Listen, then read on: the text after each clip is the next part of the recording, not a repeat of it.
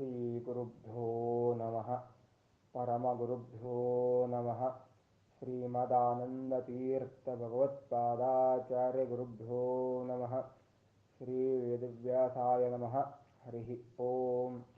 ಸೃಷ್ಟಿಸ್ಥಿತ್ಯಪ್ಯಯಃ ನಿಯತಿದೃಶಿತಮೋ ಬಂಧಮೋಕ್ಷಾಶ್ಚ ಯಸ್ಮಾತ್ ಅಸ್ಯ ಶ್ರೀ ಬ್ರಹ್ಮರುದ್ರ ಪ್ರಭೃತಿ ಸುನ್ನರದ್ವಿಷತ್ವಾತ್ಮಕಸ್ಯ ವಿಷ್ಣೋರ್ವ್ಯಸ್ತಾ ಸಮಸ್ತಾಃ ಸಕಲಗುಣನಿಧಿಃ ಸರ್ವದೋಷವ್ಯಪೇತಃ ಪೂರ್ಣಾನಂದ ಅವ್ಯಯೋ ಯೋ ಗುರುರ್ಭಿ ಪರಮಶ್ಚಿಂತಯೇತಂ ಮಹಾಂತಂ ಜನ್ಮಾದ್ಯಸ್ಯೇತೋನ್ಮಯಾದಿತರತಶ್ಚಾರ್ಥೇಷವಿಘ್ನಸ್ವರಾಟ್ ತೇನೇ ಬ್ರಹ್ಮರುಧಾಯ ಆದಿಕವೇ ಮುಹ್ಯಂತಿ ಯಂ ಸೂರಯಃ ತೇಜೋ ವಾರಿಮೃದಾಂ ಯಥಾ ವಿನಿಮಯೋ ಯತ್ರ ಸರ್ಗೋ ಮೃಷಾ ಧಾಮ್ನಾ ಸ್ವೇನ ಸದಾ ನಿರಸ್ತಕುಹಕಂ ಸತ್ಯಂ ಪರಂ ಧೀಮಹಿ.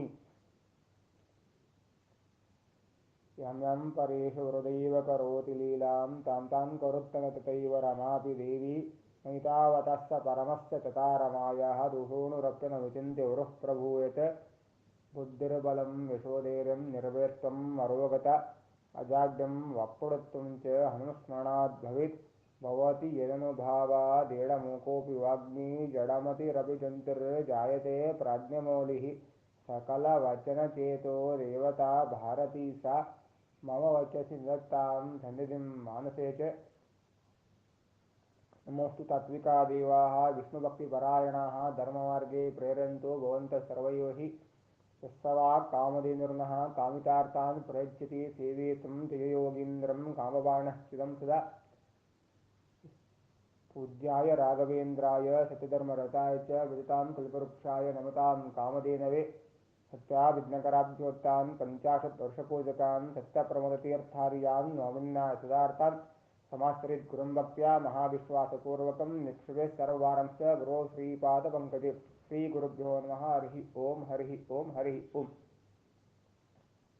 ವೇದವ್ಯಾಸದೇವರು ಶ್ರೀಮದ್ಭಾಗವತ ಪ್ರಥಮ ಸ್ಕಂದದ ನಿರೂಪಣೆಯನ್ನು ತಿಳಿಸಿಕೊಡ್ತಾರೆ.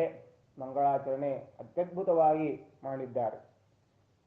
ಪ್ರಥಮ ಸ್ಕಂದದಲ್ಲಿ ಬರುವಂತಹ 20 ಅಧ್ಯಾಯಗಳು ಎಂಬುದಾಗಿ ನಿರೂಪಣೆಯನ್ನು ಮಾಡಿದ್ದಾರೆ. ಪ್ರಥಮ ಸ್ಕಂದದಲ್ಲಿ ಬರುವಂತಹ ಶ್ರೇಷ್ಠವಾಗಿರುವಂತಹ ಅನೇಕ ಚರಿತ್ರೆಗಳು, ವೇದಗಳ ಉಗಮ, ಯಾರು ಯಾರಿಗೆ ಉಪದೇಶವನ್ನು ಮಾಡಿದರು, ಅನೇಕ ವಿಷಯಗಳನ್ನು ಕೂಡ ಮಂಗಳಾಚರಣೆಯಲ್ಲಿ ವಿವರಣೆಯನ್ನು ಮಾಡಿದ್ದಾರೆ. ಬ್ರಹ್ಮನ ಜಿಜ್ಞಾಸೆ, ಅನೇಕ ವಿಷಯಗಳನ್ನು ಕೂಡ ನಿರೂಪಣೆಯನ್ನು ಮಾಡಿ ಹೇಳ್ತಾರೆ. ಈ 20 ಅಧ್ಯಾಯಗಳಲ್ಲಿ ಶ್ರೇಷ್ಠತೆಯನ್ನು ತಿಳಿಸುವಂತಹ ಗ್ರಂಥ ಶ್ರೀಮದ್ಭಾಗವತ. ಶ್ರೀಮದ್ಭಾಗವತ ಪುರಾಣಗಳ ರಾಜ ಎಂಬುದಾಗಿ ನಿರೂಪಣೆಯನ್ನು ಮಾಡಿದೆ. 18 ಪುರಾಣಗಳ ಸಾರವೇ ಶ್ರೀಮದ್ಭಾಗವತ. ಬೃಹತಿ ಛಂದಸ್ಸಿನಿಂದ ಕೂಡಿರುವಂತಹ ಗ್ರಂಥ ಶ್ರೀಮದ್ಭಾಗವತ. ಸಮಾಧಿ ಭಾಷೆಯಲ್ಲಿ ತಿಳಿಸಿದಂತಹ ಮಹಾನವಾರು ವೇದವ್ಯಾಸದೇವರು. ಅಂತಹ ಗ್ರಂಥದ ಪ್ರತಿಪಾದನಾದಂತಹ ದೇವತೆ ಕೃಷ್ಣ ಪರಮಾತ್ಮ. ಗ್ರಂಥದ ಕರ್ತೃಗಳು ವೇದವ್ಯಾಸದೇವರು. ಗ್ರಂಥದ ಋಷಿಗಳು ನಾರದರು ಎಂಬುದಾಗಿ ನಾವು ಸ್ಮರಣೆಯನ್ನು ಮಾಡಬೇಕು. ಯಾವುದೇ ಒಂದು ಗ್ರಂಥವನ್ನು ಪ್ರಾರಂಭವನ್ನು ಮಾಡಬೇಕಾದರೆ ವಾಮನ ಪುರಾಣ ನಮಗೆ ತಿಳಿಸುವಂತಹದ್ದು ವಿಷಯ. ಅಧಿಕಾರಂ ಫಲಂ ಚೈವ ಪ್ರತಿಪಾದ್ಯಂ ಚ ವಸ್ತು ಯತ್ ಸ್ಮೃತ್ವಾ ಪ್ರಾರಭತೋ ಗ್ರಂಥಂ ಕ್ರೋಧಿಶೋ ಇತಿ ಮಹತ್ಫಲಂ ಎಂಬುದಾಗಿ ವಾಮನ ಪುರಾಣ ನಮಗೆ ತಿಳಿಸಿಕೊಡ್ತದೆ. ಈ ಗ್ರಂಥಕ್ಕೆ ಅಧಿಕಾರಿಗಳು ನಾರದರು, ಬ್ರಹ್ಮರ್ಷಿಗಳು, ಇವರೇ ಮೊದಲಾದಂಥ ಮಹಾನುಭಾವರು. ಅಧಿಕಾರಂ ಅಂತ ಈ ರೀತಿಯಾಗಿ ಶಬ್ದವನ್ನು ವಾಮನ ಪುರಾಣ ತಿಳಿಸ್ಕೊಡ್ತದೆ. ಫಲ ಯಾರಿಗೆ ಸಿಗಬೇಕು ಅಂದರೆ ಸಾತ್ವಿಕ ಮಹಾನುಭಾವರು ಇದ್ದಾರಲ್ಲ, ಸಾತ್ವಿಕ ಜೀವರಾಶಿಗಳಿದ್ದಾರಲ್ಲ, ಅವರಿಗೆ ಈ ಫಲವನ್ನು ಸಿಗಬೇಕು. ಗ್ರಂಥದ ಶ್ರವಣವನ್ನು ಮಾಡುವವರು ಅವರೇ ಸಾತ್ವಿಕರು. ಅಂತಹ ಮಹಾನುಭಾವರು ಬ್ರಹ್ಮರ್ಷಿಗಳು, ರಾಜರ್ಷಿಗಳು, ಚಕ್ರವರ್ತಿಗಳು, ಅನೇಕ ಋಷಿಗಳು, ದೇವತೆಗಳು, ಇವರೇ ಅಧಿಕಾರಿಗಳು ಎಂಬುದಾಗಿ ನಾವು ಸ್ಮರಣೆಯನ್ನು ಮಾಡಬೇಕು. ಅಂತಹ ಶ್ರೇಷ್ಠವಾಗಿರುವಂತಹ ಶ್ರೀಮದ್ ಭಾಗವತ ಪುರಾಣಗಳ ರಾಜ ಎಂಬುದಾಗಿ ನಿರೂಪಣೆಯನ್ನು ಮಾಡಲ್ಪಟ್ಟಿದೆ. ಯಾರು ಯಾರಿಗೆ ಉಪದೇಶವನ್ನು ಮಾಡಿದರು? ಗ್ರಂಥಕರ್ತೃಗಳು ವೇದವ್ಯಾಸದೇವರು. ಈ ಗ್ರಂಥದ ಮುಖಾಂತರವಾಗಿ ನಾವು ಸ್ಮರಣೆಯನ್ನು ಮಾಡುವುದಾದರೆ ಪರೀಕ್ಷಿತರ ಮಹಾರಾಜ ಮತ್ತು ಶುಕಾಚಾರ ಸಂವಾದ. ಶ್ರೇಷ್ಠವಾಗಿರುವಂತಹ ಈ ಗಂಗಾ ತೀರ, ಅಂತಹ ಗಂಗಾ ತೀರದಲ್ಲಿ 7 ದಿವಸ ಸಪ್ತಾಹವನ್ನು ಮಾಡಿದಂತಹ ಮಹಾನುಭಾವ ಪರೀಕ್ಷಿತ್ ಮಹಾರಾಜ. 7 ದಿವಸ ಆದ ನಂತರ ಕೊನೆಯ ಜನ್ಮ, ಅವನ ಕೊನೆಯ ಜನ್ಮನೇ ಇರುವುದು ಚರ್ಮ ವೃತ್ತಿ ಎಂಬುದಾಗಿ ಹೇಳ್ತಾರೆ. ಅಂತಹ ಬ್ರಾಹ್ಮಣರ ಶಾಪದ ನಿಮಿತ್ತದಿಂದಾಗಿ ತಾನು ಸಾಧನೆಯನ್ನು ಮಾಡಿಕೊಂಡ, ನಮ್ಮೆಲ್ಲರೂ ಕೂಡ ಸಾಧನೆಯನ್ನು ಮಾಡಿ ಅಂತ ಈ ರೀತಿಯಾಗಿ ತಿಳಿಸಿಕೊಟ್ಟಂತಹ ಮಹಾನುಭಾವ ಪರೀಕ್ಷಿತ್ ಮಹಾರಾಜ. ಅಂತ ಶುಕಾಚಾರ್ಯರು ಬಂದರು. ಶುಕಾಚಾರ್ಯರು ಬಂದು ಭಾಗವತಾಮೃತ ಪಿಬತ ಭಾಗವತ ರಸಮಾಲೆಯನ್ನು ಹಾಕಿಕೊಟ್ರು ಎಂಬುದಾಗಿ ವಿವರಣೆಯನ್ನು ತಿಳಿಸಿಕೊಟ್ಟಿದ್ದಾರೆ. ಅಂತ ಶ್ರೇಷ್ಠವಾಗಿರುವಂತಹ ಶ್ರೀಮದ್ ಭಾಗವತ ಗಾಯತ್ರಿ ಮಂತ್ರದ ಅರ್ಥಾನುಸಂಧಾನಪೂರ್ವಕವಾಗಿ ತಿಳಿಸುವಂತಹ ಗ್ರಂಥ. ಗಾಯತ್ರಿ ಮಂತ್ರದ ಭಾಷ್ಯವೇ ರೂಪವಾಗಿದೆ ಎಂಬುದಾಗಿ ಹೇಳ್ತಾರೆ. ಮಹಾಭಾರತ ಗ್ರಂಥಕ್ಕೆ ನಿರ್ಣಯನ್ನು ಕೊಟ್ಟಂತಹ ಗ್ರಂಥ. ಶ್ರೀಮದ್ ಭಾಗವತ ದಶಮಸ್ಕಂದದಲ್ಲಿ ಬರುವಂತಹ ಕೃಷ್ಣ ಪರಮಾತ್ಮನ ಅತ್ಯದ್ಭುತ ಲೀಲೆಗಳು, ಪರಮಾತ್ಮನ ಅಚಿಂತ್ಯದ್ಭುತ ಶಕ್ತಿಯ ಅವತಾರಗಳ ಅನೇಕ ಸ್ಕಂದಗಳ ಮುಖಾಂತರವಾಗಿ ತಿಳಿಸುವಂತಹ ಗ್ರಂಥ ಶ್ರೀಮದ್ ಭಾಗವತ ಎಂಬುದಾಗಿ ನಾವು ಸ್ಮರಣೆಯನ್ನು ಮಾಡಬೇಕು. ಅಂತಹ ಯಾರಿಗೆ ಉಪದೇಶವನ್ನು ಮಾಡಿದರು ಅಂತಂದರೆ ಪರೀಕ್ಷಿತ್ ಮಹಾರಾಜನಿಗೆ ಶುಕಾಚಾರ್ಯ ಉಪದೇಶವನ್ನು ಮಾಡಿದರು ಎಂಬುದಾಗಿ ಹೇಳ್ತಾರೆ. ಅಂತ ಪರೀಕ್ಷಿತ್ ಮಹಾರಾಜ ಶ್ರೇಷ್ಠವ ಸಾಧನೆಯನ್ನು ತಾನು ಮಾಡಿಕೊಂಡ. ಇನ್ನು ಸೂತಾಚಾರ್ಯರು ಶೌನಕಾದಿ ಮಹರ್ಷಿಗಳಿಗೆ ಉಪದೇಶವನ್ನು ಮಾಡಿದರು ಎಂಬುದಾಗಿ ಹೇಳ್ತಾರೆ. ನಾರಾಯಣ ಸಾಕ್ಷಾತ್ ಪರಮಾತ್ಮನಿಂದಲೇ ಶ್ರೀಮದ್ ಭಾಗವತ ಉಪದೇಶಾಮೃತ ಬ್ರಹ್ಮದೇವರು ಚತುಶ್ಲೋಕಿ ಭಾಗವತ ಎಂಬುದಾಗಿ ಉಪದೇಶವನ್ನು ತೆಗೆದುಕೊಂಡಿದ್ದಾರೆ. ಅಂತಹ ಮಹಾನುಭಾವರು ಬ್ರಹ್ಮದೇವರು ಚತುಶ್ಲೋಕಿ ಭಾಗವತ. ಚತುಶ್ಲೋಕಿ ಅಂದರೆ 4 ಶ್ಲೋಕ ಅಷ್ಟೇ, ನಮಗೆ ಅಪಾರವಾದದ್ದು ಅನಂತವಾದದ್ದು ಎಂಬುದಾಗಿ ನಿರೂಪಣೆಯನ್ನು ಮಾಡಿದ್ದಾರೆ. ಅಂತ ಸಾಕ್ಷಾತ್ ವೇದವ್ಯಾಸದರು ಶ್ರೀಮದ್ ಭಾಗವತದ ಗ್ರಂಥ 18,000 ಶ್ಲೋಕಾತ್ಮಕವಾಗಿರುವಂತಹ ಗ್ರಂಥದ ಮುಖಾಂತರವಾಗಿ ಸಮಾಧಿ ಭಾಷೆಯಲ್ಲಿ ನಿರೂಪಣೆಯನ್ನು ಮಾಡಿದ್ದಾರೆ. ಶ್ರೇಷ್ಠತೆಯನ್ನು ಕೂಡ ನಾವು ತಿಳಿದುಕೊಳ್ಳಬೇಕು. ಪುರಾಣಗಳ ರಾಜ ಎಂಬುದಾಗಿ ನಿರೂಪಣೆಯನ್ನು ಮಾಡಿದಂತಹ ಮಹಾನುಭಾವರು ವೇದವ್ಯಾಸದೇವರು. ಅಂತಹ ಪರಂಪರಾಗತವಾಗಿ ಕೃತಯುಗದಿಂದಲೂ ಕೂಡ ಬಂದಿರುವಂತಹ ಶ್ರೀಮದ್ ಭಾಗವತ ಎಂಬುದಾಗಿ ಸ್ಮರಣೆಯನ್ನು ಮಾಡಬೇಕು. ಒಬ್ಬರಿಂದ ಒಬ್ಬರಿಗೆ ಉಪದೇಶವನ್ನು ಆಗ್ತಾ ಇತ್ತು. ವೇದಗಳ ಸಾರವೇ ಶ್ರೀಮದ್ ಭಾಗವತ. ವೇದಗಳ ಅರ್ಥಾನುಸಂಧಾನಪೂರ್ವಕವಾಗಿ ತಿಳಿಸುವಂತಹ ಗ್ರಂಥ ಶ್ರೀಮದ್ ಭಾಗವತ. ವೇದಗಳ ಅರ್ಥ ತಿಳಿಸುವಂತಹ ಗ್ರಂಥ. ಗಾಯತ್ರಿ ಮಂತ್ರದ ಪ್ರತಿಪಾದನಾದಂತಹ ದೇವತೆ ಸರ್ವೋತ್ತಮತ್ವವನ್ನು ತಿಳಿಸುವಂತಹ ಗ್ರಂಥ ಶ್ರೀಮದ್ ಭಾಗವತ ಎಂಬುದಾಗಿ ನಿರೂಪಣೆಯನ್ನು ಮಾಡಿದ್ದಾರೆ.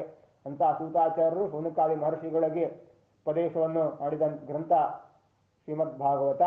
ವೇದವ್ಯಾಸ ದೇವರು ಮಂಗಳಾಚರಣೆಯನ್ನು ಮಾಡಿದ್ದು ಬ್ರಹ್ಮ ಜಿಜ್ಞಾಸೆ ಮುಖಾಂತರವಾಗಿ ಸರ್ವೋತ್ತಮನಾಗಿದ್ದಾನೆ, ನಿರ್ದೋಷನಾಗಿದ್ದಾನೆ ಎಂಬುದಾಗಿ ತಿಳಿಸಿ ಕೊಟ್ಟಿದ್ದಾರೆ.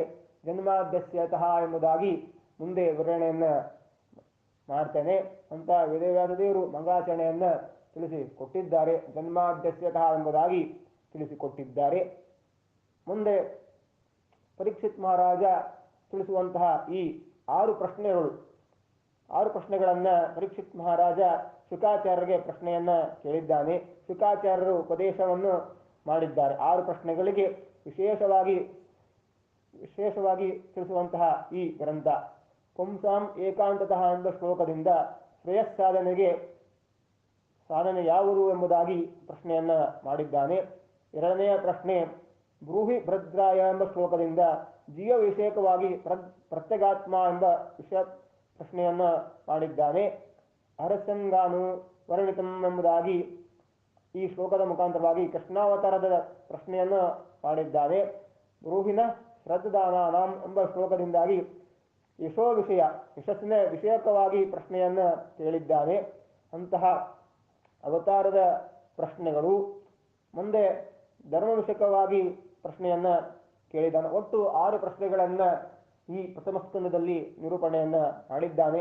ಅಂತಹ ಶ್ರೇಷ್ಠವಾಗಿರುವಂತಹ 6 ಪ್ರಶ್ನೆಗಳಿಗೆ ಶುಕಾಚಾರ್ಯರು ಅಮೃತಾಂ ವಿಷಯಕವಾಗಿ ಶ್ರೇಷ್ಠವಾಗಿರುವಂತಹ ಈ ಗ್ರಂಥದ ಮುಖಾಂತರವಾಗಿ 6 ಪ್ರಶ್ನೆಗಳಿಗೆ ಶ್ರೇಷ್ಠತೆಯನ್ನು ಕೂಡ ತಿಳಿಸಿಕೊಟ್ಟಿದ್ದಾರೆ. 6 ಪ್ರಶ್ನೆಗಳಿಗೆ ಉತ್ತರವನ್ನು ಕೊಟ್ಟಿದ್ದಾರೆ ಎಂಬುದಾಗಿ ನಿರೂಪಣೆಯನ್ನು ಮಾಡಿದ್ದಾರೆ. ಅಂತಹ ಶ್ರೇಷ್ಠವಾಗಿರುವಂತಹ ಗ್ರಂಥ ಶ್ರೀಮದ್ ಭಾಗವತ ಎಂಬುದಾಗಿ ವಿವರಣೆ ಮಾಡ್ತಾ ಮಂಗಳಾಚರಣೆಯ ಮುಖಾಂತರವಾಗಿ ನಾವು ತಿಳಿಯೋಣ. ಮಂಗಳಾಚರಣೆ ಅತ್ಯದ್ಭುತವಾದ್ದು. ಜನ್ಮಾದ್ಯಸ್ಯತಃ ಅಂತ ಇರ್ತಾರೆ. ಅಕಾರ ಉಕಾರ ಮಕಾರ ನಾದ ಬಿಂದು ಘೋಷ ಶಾಂತ ಅತಿಶಾಂತಕ್ಕೆ ಓಂ ಎಂಬುದಾಗಿ ಪ್ರಾರಂಭವನ್ನು ಮಾಡಬೇಕು. ಸಾಕ್ಷಾತ್ ಪರಮಾತ್ಮ ಸರ್ವೋತ್ತಮನಾಗಿದ್ದಾನೆ, ನಿರ್ದೋಷನಾಗಿದ್ದಾನೆ. ಜ್ಞೇಯತ್ವನಾಗಿದ್ದಾನೆ, ಗಮ್ಯನಾಗಿದ್ದಾನೆ ಎಂಬುದಾಗಿ ನಿರೂಪಣೆಯನ್ನ ಮಾಡಿದ್ದಾರೆ. ಅಂತಹ ಜನ್ಮ ಅಂತ ಈ ರೀತಿಯಾಗಿ ಬ್ರಹ್ಮ ಎನ್ನುವ ಶಬ್ದಕ್ಕೆ ಪರಮಾತ್ಮ ಎಂಬುದಾಗಿ ಶ್ರುತಿಯು ಕೂಡ ನಿರೂಪಣೆಯನ್ನ ಮಾಡಿದೆ. ಪ್ರಮಾಣ ಏನು ಅಂತ ಈ ರೀತಿಯಾಗಿ ಪ್ರಶ್ನೆ ಬಂದರೆ ಬ್ರಹ್ಮ ಶಬ್ದಶ್ಚ ವಿಷ್ಣುವೇವ ಎಂಬುದಾಗಿ ಪ್ರಮಾಣ. ಬ್ರಹ್ಮ ಎನ್ನುವ ಶಬ್ದಕ್ಕೆ ವಿಷ್ಣು ಎಂಬುದಾಗಿ ಅರ್ಥವನ್ನು ತಿಳಿಸಿಕೊಟ್ಟಿದ್ದಾರೆ. ಶ್ರುತಿಯು ಕೂಡ ವಿವರಣೆಯನ್ನ ಮಾಡಿದೆ. ವೇದಗಳಲ್ಲಿ ಹೇಳಿದಂತಹ ಮಾತು ಎಂಬುದಾಗಿ ತಿಳಿಸ್ತಾರೆ. ಬ್ರಹ್ಮ ಜಿಜ್ಞಾಸೆ ಆದ ನಂತರ ಜನ್ಮ ಎಂಬುದಾಗಿ ಪ್ರಾರಂಭವನ್ನು ಮಾಡಿದ್ದಾರೆ. ಈ ಗ್ರಂಥಕ್ಕೆ ಜಯ ಜಯ ಎಂಬುದಾಗಿಯೂ ಕೂಡ ಈ ಶಬ್ದಕ್ಕೆ ಅರ್ಥವನ್ನ ತಿಳಿಸಿಕೊಟ್ಟಿದ್ದಾರೆ. ಅಂತಹ ಶ್ರೇಷ್ಠವಾಗಿರುವಂತಹ ಗ್ರಂಥ ಶ್ರೀಮದ್ ಭಾಗವತ.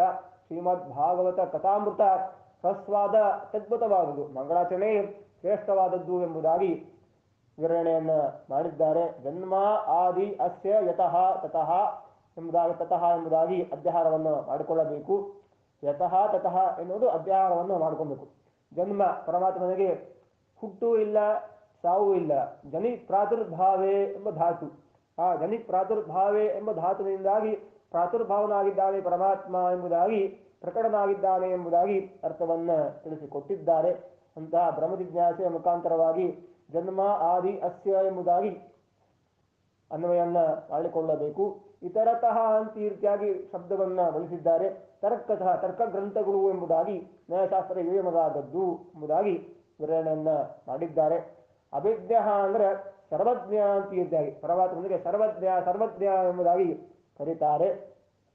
ಇನ್ನು ತೇಜಸ್ಸಿನಿಂದ ತೇಜೋ ವಾರಿ ಮೃದಂ ಎಂಬುದಾಗಿ ವಾಕ್ಯವನ್ನು ತಿಳಿಸಿಕೊಟ್ಟಿದ್ದಾರೆ. ತೇಜಸ್ಸು, ವಾರಿ ಮತ್ತು ಮೃದ ಅಂದ್ರೆ ಮಣ್ಣು ಮಾತನಾಡಿತು ಎಂಬ ಅರ್ಥವನ್ನು ಕೂಡ ತಿಳಿಸಬಹುದು. ಭೌತಶಾಸ್ತ್ರ, ರಸಾಯನಶಾಸ್ತ್ರ ಮತ್ತು ಜೀವಶಾಸ್ತ್ರ ಎಂಬುದಾಗಿ ವಿವರಣೆಯನ್ನ ಮಾಡಿದ್ದಾರೆ. ಧಾಮ್ನ ಅಂದ್ರೆ ಆಶ್ರಯ, ಇಡೀ ಜಗತ್ತಿಗೆ ಆಶ್ರಯ ಕೊಟ್ಟವನು ನಮಗೆ ಪರಮಾತ್ಮ ಎಂಬುದಾಗಿ ತಿಳಿಸಿಕೊಟ್ಟಿದ್ದಾರೆ. ತೇಜಸ್ಸು, ವಾರಿ ಅಂದರೆ ನೀರು, ಮೃದಾಂ ಎನ್ನುವ ಶಬ್ದಕ್ಕೆ ಮಣ್ಣು ಎಂಬುದಾಗಿ ಅರ್ಥವನ್ನು ತಿಳಿಸಿಕೊಟ್ಟಿದ್ದಾರೆ. ಅಂತಹ ಭೌತಶಾಸ್ತ್ರ, ರಸಾಯನಶಾಸ್ತ್ರ, ಜೀವಶಾಸ್ತ್ರದ ಮುಖಾಂತರವಾಗಿ ತಿಳಿಸಿಕೊಟ್ಟಿದ್ದಾರೆ. ತ್ರಿಸರ್ಗ ಅಂತ ಅರ್ಥ. ಏನ್ ತ್ರಿಸರ್ಗ ಅಂತ ಶಬ್ದವನ್ನು ಹೇಗೆ ಬಳಸಿದ್ರು ಅಂದ್ರೆ 3 ಸರ್ಗಗಳು. ಯಾವುದು ಅಂದ್ರೆ ಜೀವಸರ್ಗ, ಜಡಸರ್ಗ, ಈಶ್ವರ ಸರ್ಗ ಎಂಬುದಾಗಿ ವಿವರಣೆಯನ್ನ ಮಾಡಿದ್ದಾರೆ. ಈ ವಿವರಣೆಯನ್ನು ಕೂಡ ತಿಳಿಸ್ತೇನೆ. ಅಂತ ಇಡೀ ಜಗತ್ತಿಗೆ ಪರಮಾತ್ಮನೇ ಅಧೀನ ಎಂಬುದಾಗಿ ತಿಳಿಸಿಕೊಟ್ಟಿದ್ದಾರೆ. ಈ ಜಗತ್ತು ಸತ್ಯವಾಗಿದೆ ಎಂಬುದಕ್ಕೆ ಕಾರಣ ವ್ಯವಹಾರದಲ್ಲಿ ನಾವು ನೋಡ್ತೀವಿ. ಪ್ರಪಂಚ ಅಂತ ಕರೀತಾರೆ. ಪಂಚಭೇದ ತಾರತಮ್ಯ ಇದೆ ಎಂಬುದಾಗಿ. ಜೀವಕ್ಕೆ ಭೇದ, ಜಡ ಭೇದ, ಜಡ ಭೇದ, ಜಡ ಈಶ ಭೇದ ಇತ್ಯಾದಿಯಾಗಿ ವಿವರಣೆಯನ್ನ ಮಾಡಿದ್ದಾರೆ. ಅಂತಹ ಜಗತ್ತು ಸತ್ಯವಾಗಿದೆ ಎಂಬುದಾಗಿ ಅರ್ಥವನ್ನು ತಿಳಿಸಿಕೊಟ್ಟಿದ್ದಾರೆ. ಪರಂ ಧೀಮಹಿ ಎಂಬುದಾಗಿ ಈ ಜಗತ್ತು ಸತ್ಯವಾಗಿದೆ ಎಂಬುದಾಗಿ ಅರ್ಥವನ್ನು ತಿಳಿಸಿಕೊಟ್ಟಿದ್ದಾರೆ. ಪರಮನ ಶಬ್ದಕ್ಕೆ ಜಗತ್ ವಿಲಕ್ಷಣವಾಗಿದೆ ಎಂಬುದಾಗಿ ಅರ್ಥವನ್ನು ತಿಳಿಸಿಕೊಟ್ಟಿದ್ದಾರೆ ಎಂಬುದಾಗಿ ಅರ್ಥವನ್ನ ತಿಳಿಯಬಹುದು. ಅಂತಹ ಶ್ರೇಷ್ಠವಾಗಿರುವಂತಹ ಗ್ರಂಥ ಶ್ರೀಮದ್ ಭಾಗವತ. ಗಾಯತ್ರಿ ಮಂತ್ರದ ಭಾಷ್ಯ ರೂಪವೇ ಆಗಿದೆ ಅಂತ ಶ್ರೇಷ್ಠವಾಗಿರುವಂತಹ ಗ್ರಂಥ ಶ್ರೀಮದ್ ಭಾಗವತ. ಗಾಯತ್ರಿ ಮಂತ್ರದಿಂದಲೇ ಪ್ರಾರಂಭವಾಗುವುದು. ಜ ಎಂಬುದಾಗಿ ಪ್ರಾರಂಭ. ಜನ್ಮಾದ್ಯಸ್ಯತಃ ಎಂಬುದ ಸತ್ಯಂ ಪರಂ ಧೀಮಹಿ ಎಂಬುದಾಗಿ ಹೇಳಿದರು. ದೇವಸ್ಯ ಧಿಯಃ ಪ್ರಚೋದಯಾತ್ ಎಂಬುದಾಗಿ ಅರ್ಥವನ್ನ ತಿಳಿಸಬೇಕು. ದೇವರು ನಮಗೆ ಶ್ರೇಷ್ಠವಾದ ತತ್ವಜ್ಞಾನವನ್ನು ಕೊಡುವನು. ಅದನ್ನ ಶ್ರೀಮದ್ ಭಾಗವತ ನಮಗೆ ಉಪಕಾರವನ್ನು ಮಾಡಿದೆ ಎಂಬುದಾಗಿ ಹೇಳಿದ್ದಾರೆ. ಇನ್ನು ಗಾಯತ್ರಿ ಮಂತ್ರ ಎಲ್ಲಕ್ಕಿಂತ ಶ್ರೇಷ್ಠ ಜಪ ಗಾಯತ್ರಿ ಜಪ, ಎಲ್ಲಕ್ಕಿಂತ ಶ್ರೇಷ್ಠ ವೃತ ಏಕಾದಶಿ ವೃತ ಎಂಬುದಾಗಿ ವಿವರಣೆಯನ್ನ ಮಾಡಿದ್ದಾರೆ. ಏಕಾದಶಿಯ ಮಹಿಮೆ ಈ ಅಂಬರೀಷ ಚಕ್ರವರ್ತಿಯ ಮುಖಾಂತರವಾಗಿ ತಿಳಿಸಿಕೊಟ್ಟಿದೆ. ಇನ್ನು ಅನೇಕ ತತ್ವಗಳು ಕೂಡ ತಿಳಿಸಲ್ಪಟ್ಟಿವೆ ಎಂಬುದಾಗಿ ವಿವರಣೆಯನ್ನ ಮಾಡಿದೆ.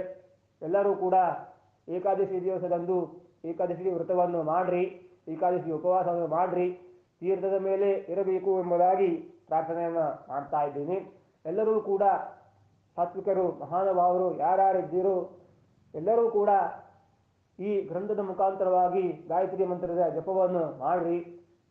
3 ಹೊತ್ತು ಸಂಧಾನವನ್ನ ಮಾಡ್ರಿ, 2 ಹೊತ್ತು ಅಗ್ನಿಕಾರ್ಯವನ್ನು ಮಾಡ್ರಿ. ಬ್ರಹ್ಮಚಾರಿಗಳಿದ್ರೆ ಬ್ರಹ್ಮಯಜ್ಞವನ್ನು ಕೂಡ ಮಾಡ್ರಿ ಎಂಬುದಾಗಿ ತಿಳಿಸಿಕೊಡ್ತಾರೆ. ಅಂತ ಇದಕ್ಕಿಂತ ಶ್ರೇಷ್ಠ ಜಪ ಗಾಯತ್ರಿ ಜಪ, ಎಲ್ಲಕ್ಕಿಂತ ಶ್ರೇಷ್ಠ ವೃತ್ತ ಏಕಾದಶಿ ವೃತ ಎಂಬುದಾಗಿ ನಿರೂಪಣೆಯನ್ನ ಮಾಡಲ್ಪಟ್ಟಿದೆ. ಇನ್ನೂ ಮಂಗಳಾಚರಣೆ ಇದೆ. ಸೊ ನಾಳೆ ದಿವಸ ಹೇಳ್ತಾ ಶ್ರೀಕೃಷ್ಣಾರ್ಪಣಮಸ್ತು.